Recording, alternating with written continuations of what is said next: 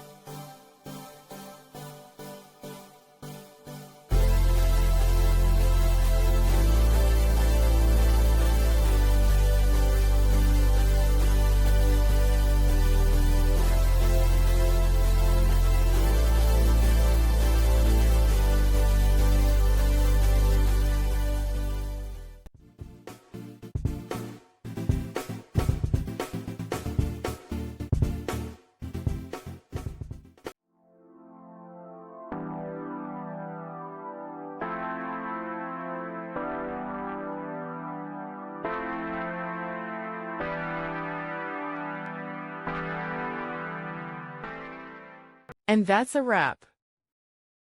I hope you found the answer you were looking for. If you did, take a second to hit that subscribe button. It really helps out. And let me know in the comments which solution worked best for you. See you next time in the debug zone.